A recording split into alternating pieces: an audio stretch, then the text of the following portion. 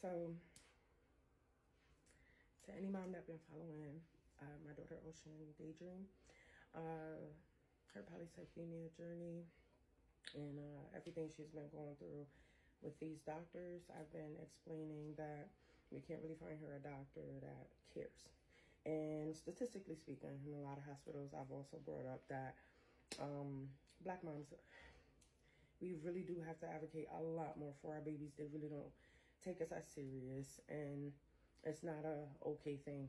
I've had doctors lie in my face about my daughter's condition over and over again until I basically begged them to do something, to check, to make sure that, you know, it's not polycythemia. It's not her rare blood cancer that she has. And they were, no, we're sure. We're absolutely sure she doesn't have it.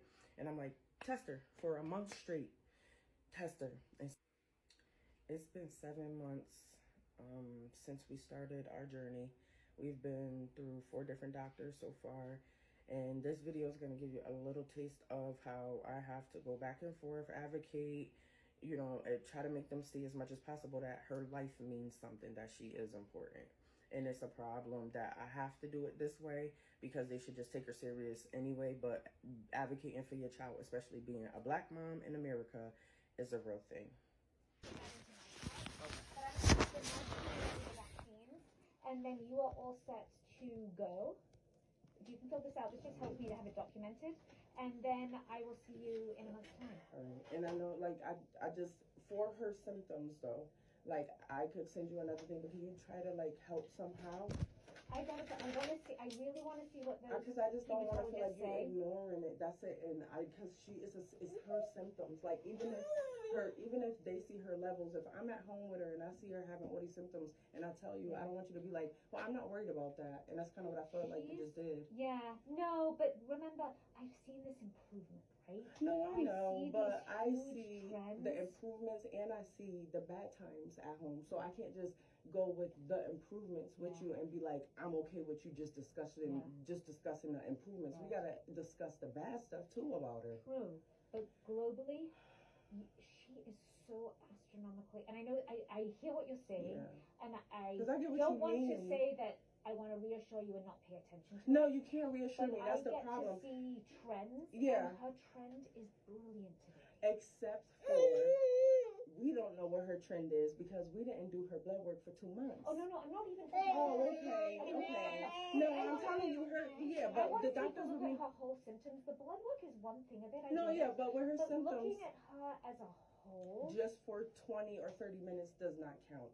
Because when she's home and I see her going through things, it's not always like this. So I get what you mean. You see her happy, but she's not always happy. So I'm trying to give you the parts of her where she's not happy, and I don't want you to ignore those parts because you're only focused on her being happy. Because she's not always happy at home. Okay. And then because I feel like you don't want to deal with her symptoms. Kids can't fake good brain development. They can't. They can't. So when I'm seeing this now, and I know it's not what she's like the whole time. Yeah. She could not fake this if she wasn't developing well. No, she's really good with her development, but her pain or things that I see her grabbing her feet, or I'm telling you that I think she got blood clots. That's where I get what, and you would be like talking to me about it or something, but you kind of like ignored it. They wouldn't come, because they wouldn't come and go. No, the thing is that it could hurt her more times, more at times than other times. It's not to say coming or going, and you don't know. You're going to see more swelling rather than pain and redness. Okay, now. So it's going to look like, so you know if you hurt your ankle and you get that big swollen ankle that you can see, like you can look at someone. Okay, so next time then I'll turn the light on. Most of the time, her feet always look fat to me. I can never tell if it's swollen or not. But you would tell with this. Okay, I can't tell all the time because she be in the dark. So if she's holding, I can see her holding her feet. Yeah. But I can't really see if it's red or not if the light is off. But the TV light is on. Flashlight. Get a flashlight. Get a flashlight. Do my phone light. Yeah. You don't want to wake her up, right? Yeah. That's gonna ruin because everything. I'm she's been doing this for 4 months, and I hate hot. With polycythemia, they said they can't even be in a bunch of hot water and all that stuff for a long time, and her levels are all off. I don't put my daughter with a bunch of hot stuff all the time. Yeah. So, and she sweats a lot. I can't always put a bunch of the hot stuff. No, she does not. But I do want to what pain. And I had the heat. I don't even know if the heat will make it worse. Pain and fussing and holding. She's done it enough that I know that isn't a sign of a clot because she hasn't had it. She's done it so frequently for you. I know, but Dr. Brown, when I said she might have polycythemia, you reassured me that she didn't, just like the hematologist did, and she does have it. So I hear you, but y'all don't be knowing. Y'all just be guessing, and then you were wrong last time. So I want to believe you this time, but you were wrong last time. Yeah. But let's go into, if you're worried about a blood clot, it's going to be swelling. Yeah. It's going to be redness. It's going to look like a really big swollen ankle, right? And it's not going to be subtle, right? And because we know that she's done this, woken you up with her foot pain enough. That it's gotten better, and it has not been a blood clot. Okay. So what would make you worry about a blood clot? Just her grabbing her legs and crying and a big red feet. Because big and red. And then not for nothing. I get what you mean, but what if she is different, and because her polycythemia, her body's reacting different? What if hers don't have swelling? Everyone's different. I'm sorry, but it's just it's so hard for me to hear a doctor be like, no, she's fine when y'all were wrong before, because y'all made a mistake before, and then I'm her mom. I've seen you make the mistake of telling me that she alright when she really wasn't. But she has the right to have growing pains. That's true. Right. No, you're right about that. That's true. And she has the right to be crawling around and bang her foot and But she doesn't do that. If I tell you as a doctor that she is grabbing her feet, you cannot say, well, she has growing pains and she crawls and she can hit her foot, so that's why it hurts. When I'm telling you, these are her symptoms. This is something she's doing every single day while she's laying down. Not while she's walking, not while she's crawling. They don't listen. They don't want to listen. They don't help. They don't want to help. I do not play by my daughter hurting herself. I watch her every move. Jumping and moving and things. Yeah, I watch her every move. So she has the right at the end of the day to have the growing pains. Yes, right? Yes. So what would make you think differently from she's allowed to have this type of discomfort? She's not allowed to have this type of discomfort. And that's going to be that swell. It's not going to be the discomfort. It's going to be the swelling and the redness. Okay. I'm just saying.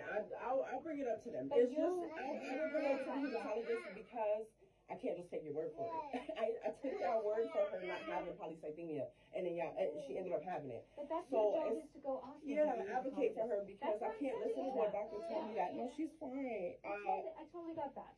Okay, I need to go. You gotta advocate for your kids out here. These doctors will tell you any and everything about your kids like they know what's going on and they have no idea. It's called medically guessing. Not being a real doctor. It makes me worried. I'm worried for you, Ocean. I don't want these doctors ignoring you, but we got this. Okay? We got this, dude. I am completely flabbergasted at the entire thing. I don't trust any doctors where we live. She, again, has seen 4, and this was the results. This is what I was told. It was like, oh, what's her symptoms? And then as soon as I see her symptoms, it's, oh, she's fine. Oh, I know it because this is what babies go through. You never dealt with a baby that has polycythemia. That is the rarest thing in the world for an infant to deal with. I don't know one mom that has a baby that has polycythemia. If you do, comment right now. And I guarantee you they probably won't. And it's hard that I have to go through this by myself. She's only 1. But this is how hard it is to get a doctor to take her serious. I had to leave my job early. I did quit my job because I have to go and find her a doctor. And if that means giving up everything in my life for my daughter, then I will.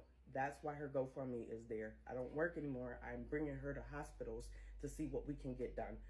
So if you love her, if you care about her, you could donate to the GoFundMe. You could still pray for us. You could stick around for her journey, whatever you choose to do. But just, be active. Spread awareness if you can. Nobody even knows about this. It's so rare. And love on my daughter if you love on her for real.